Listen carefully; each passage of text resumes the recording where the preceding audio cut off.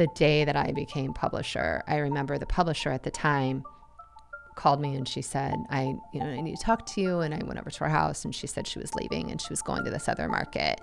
And she said, your new boss is going to be a real bleep, something hole. And I was like, oh, great. Who? And I was like guessing. And she's like, it's you. And I was blown away. From Grindstone, this is Nebraska Made, a narrative journey through the lives of Nebraska's most inspiring business leaders. We unpack the intimate details of how our guests navigated obstacles and built their companies in pursuit of the good life. I'm JT Martin. Our guest today is the president and the publisher of the Lincoln Journal-Star, Ava Thomas.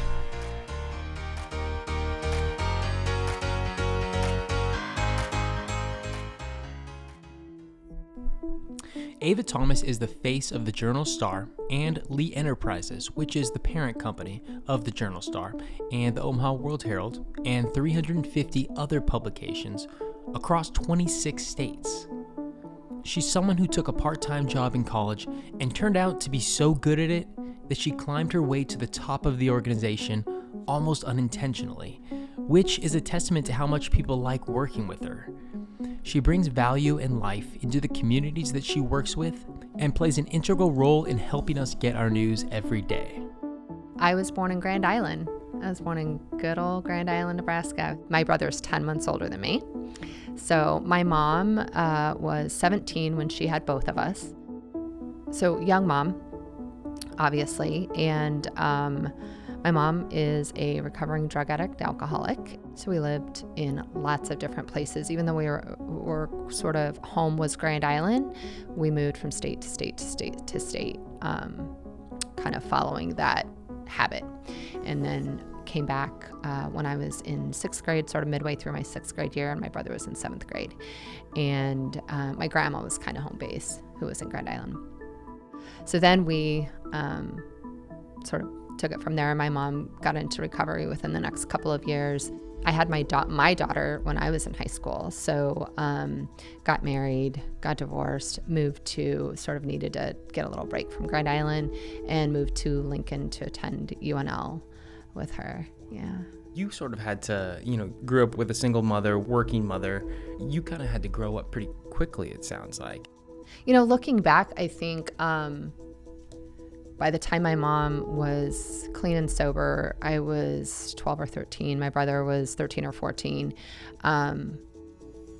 We sort of weren't kind of interested in, now you're going to try to be our mom. So I think that led to some of my rebellion, and teenage pregnancy is very cyclical. So making some of those same, I'll call them decisions, but they weren't really decisions. But I think it's all been a blessing in disguise. It's probably the most significant thing that turned my life around was becoming pregnant at 16 and having my daughter, and committing to getting on a better track and providing a better future for my kids. And I ended up having my son, and he had some health issues. And I just interviewed. I decided I've got to get a full-time job. I had worked full-time and gone to school, and it wasn't that big of an issue. And I applied at the Journal-Star, and the rest was kind of history. What was it that made you apply to the Journal-Star? Was it that it was just right next door to campus? Yeah. Or that's literally it? Yeah. Just proximity? Yeah. It was proximity. And parking. I mean, you have to pay for parking, and parking is super expensive. So I thought, okay, well, there's this job at the Journal-Star, and there was another job at this thrift store that was also downtown that was going to provide parking. It wasn't quite as close. It was like 18th and O. And the Journal-Star called first. In fact, the Journal-Star called me, I think, the day I got out of the hospital from having my son. And so I interviewed a couple days later. They were desperate. Classifieds was blowing up, classified ads. This was before Craigslist. So it was like calls on hold, and, we need more staff. And so I started there. My son was 9 days old when I started at the Journal-Star. So had the thrift store called you before the Journal, we could be talking to the president of the thrift store downtown right now. I kind of doubt doubt the it. Journal. It's not even there anymore. Okay. Yeah, it's so weird the way everything lined up. So Ava joins the Journal Star, answering phones, and she admits that she'd never had big aspirations of becoming some big newspaper tycoon. She actually didn't even enjoy reading the paper much, aside from helping her grandmother with the crossword puzzle occasionally. She was mostly interested in the free employee parking lot, where the Embassy Suites now stands, and the on-site gas pump where employees could get gas for cheap. But when she took the job in 1995, Ava was about to find out that she had a knack for the industry. They offered me a full-time position in classifieds, which help wanted ads were big back in the day, before LinkedIn and Indeed and all of those things. So I stayed on, and then I found out like sales isn't as hard as you may think it is, and then just sort of kept going to the next thing. Yeah.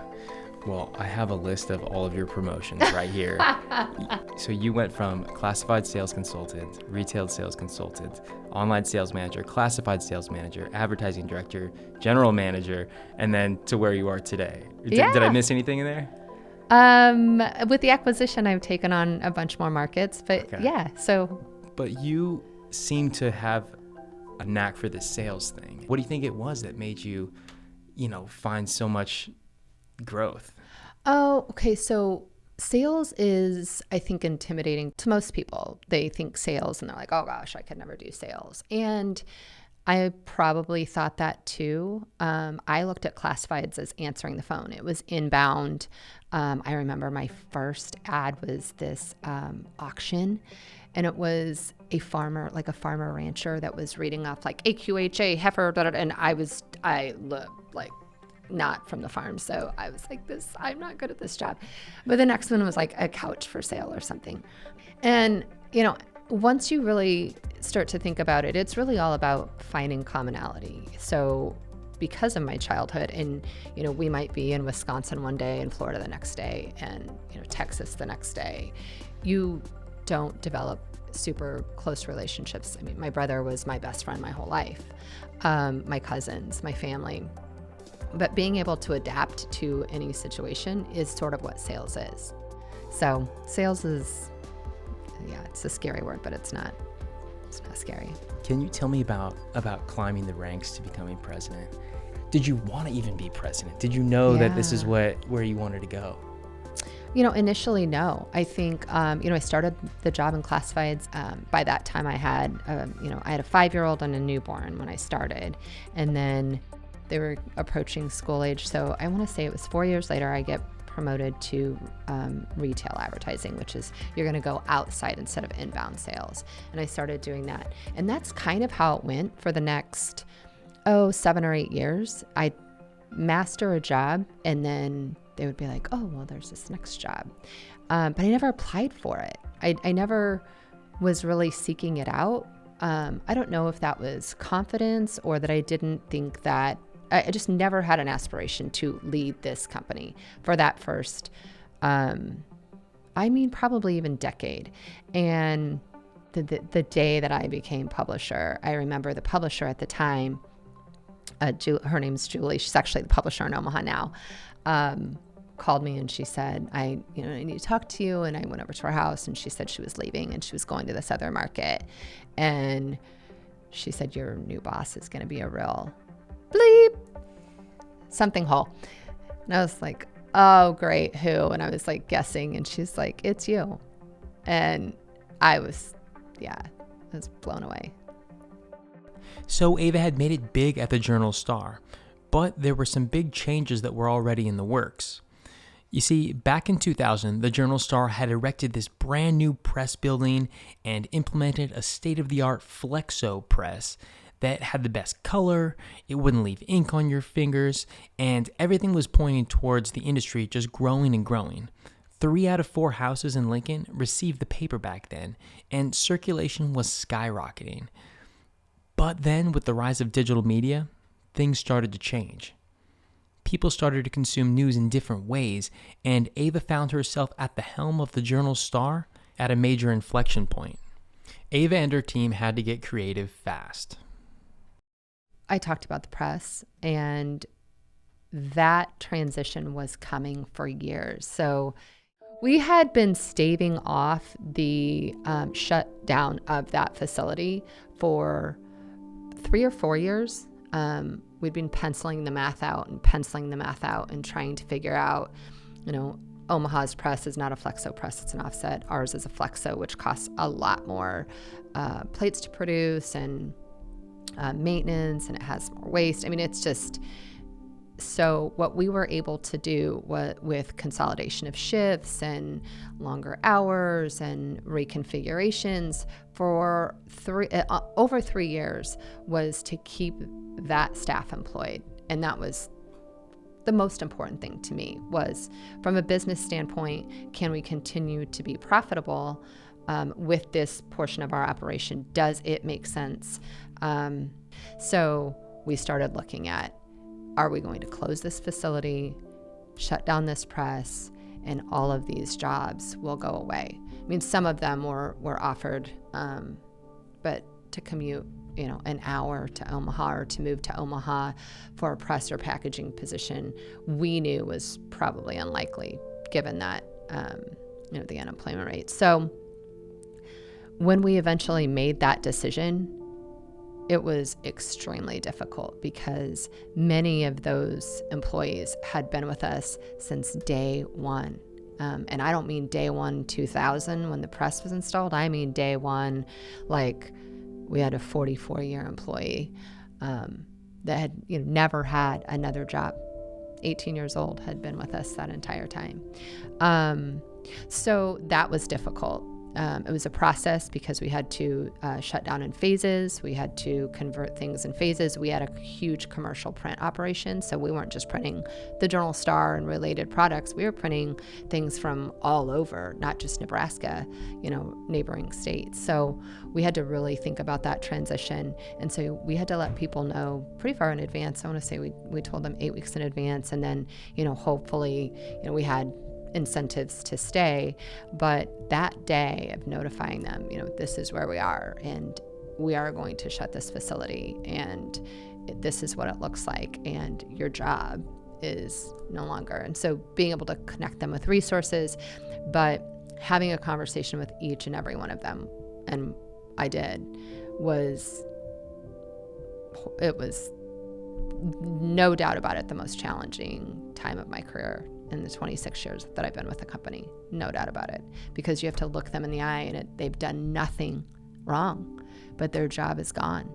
And it's a financial decision, and that's my job. And, I'm running the business, and I have to make the best decision for us financially. That's what it's about.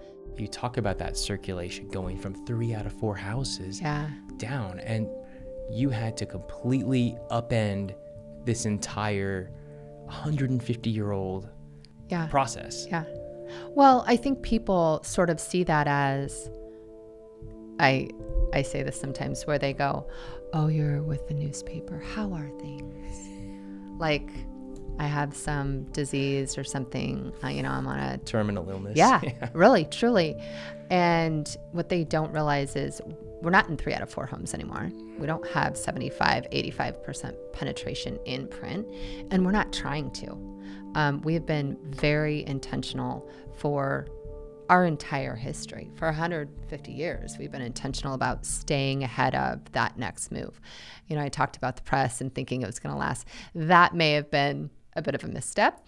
If you think about how technology was changing then and moving to digital, but I wasn't a publisher at the time either, but really we have been planning for this all along. So, we know the importance of digital. We have put our time and energy and effort and a ton of resources into building our website.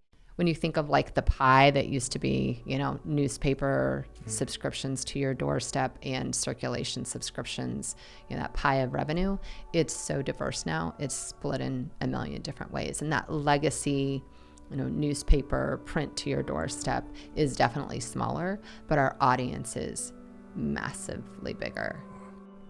And that audience and distribution for the Journal Star and Lee Enterprises has grown. They've acquired new markets. They've launched a full-service internal digital marketing agency. They've launched their own e-commerce division just 6 months ago for helping local businesses get up and running online. And just last week, they announced a huge advertising partnership with Amazon to become their OTT provider. And apart from all the growth at the Journal-Star, Ava has also brought change and progress to the community through an organization called the Inspire Awards. Inspire is the Women's Leadership Awards that we launched. This is going to be year 7 in September. So this started when I was sitting in a Chamber of Commerce meeting, Board of Directors meeting, and I was kind of looking around. Wendy Birdsall, who is the president of the Chamber of Commerce, who's retiring this year. She just announced it last week, is leading the discussion. I was sitting across from Kim Russell, who at the time was Brian LGH or Brian Health's CEO. And Kim, there's another Kim who was St. Elizabeth CHI. And Joanne Martin was the president of Emeritus. Christy Henricks was there from Tabitha. And I was just thinking, is this unusual? Is this that we have the largest insurance company, the largest assisted living facility, the Chamber of Commerce, the 2 hospitals run by women? I'm the president of the newspaper. We needed a way to celebrate this. So I came back, gave it to my team, said, what if we built a women's recognition program, leadership awards? And they turned it into, obviously, I just have the idea and then they execute the idea and turn it into something absolutely incredible. We get hundreds and hundreds and hundreds of nominations, and they're just talking about extraordinary, remarkable, inspiring women in our community. It sounds like you're sort of this lightning rod for progress, and you come up with this idea and people kind of come around you in the community and help make it a reality. Like, that's kind of a cool ability that you have to bring people together and attract change. Yeah, you can't build something and just have it happen. People have to embrace it. It isn't me, it's my team. They have an entrepreneurial spirit, they're creative, they're innovative, they make it the success that it has become, that hundreds and hundreds and hundreds of people are involved in it. What was it about Nebraska that helped make you successful, that's helped make the Journal-Star successful for all these years? Lee Enterprises, Inspire. Yeah. What is it about Nebraska? Nebraska is cut from a different cloth. When I go other places, I'm like, oh, you don't look like you're from Nebraska. I don't know what they think. Like, you're going to have like overalls and straw hanging out of your teeth or something. Howdy, y'all. I'm like, oh, well, this is what Nebraska is. It's a diverse group of people that are progressive, that are innovative, that care so deeply about their community. And that's true whether we're talking about, I was in Grand Island for a groundbreaking last week. I was in North Platte a couple months ago. If I go to Beatrice, if I'm in Omaha, they care about their community, they care about their state, and they care about others. We're philanthropic, we take care of each other, and we support one another. And we have that, when the university came up with their grit tagline, I was like, that's perfect. We have this grit of, never stop trying, die trying. Just keep going. That work ethic, that humility, the, humbleness that we were talking about earlier. Yeah, it's unique. It is the unique fabric of what makes this state incredible. Today, the Journal-Star continues to grow under Ava's leadership. And if you know someone that you'd like to nominate for the Inspire Awards, you can do so at inspirelincoln.com. I'm JT Martin, and this has been a Grindstone production. Grindstone is one of the premier production and marketing firms here in Lincoln, offering everything you need to grow your business, from video and podcast production to social media management and media buying. You can learn more by visiting grindstoneagency.com. Can I turn the tables on you? Yes. Okay, great. I have a question for you. Oh, great. No one's ever asked me a question on the show. Go ahead. Good. So how many podcasts have you done? This is number 37. This is number 37. Yeah. How many women have you had? That's a very good question. Probably 3. Oh, wow. 3 out of 37. This is a problem. Yeah, I completely agree. Thank you. You are very gracious for not drilling me for this. Oh, well, I have a wealth of names. I'm going to take down all of them. I have a wealth of names. Yes, please.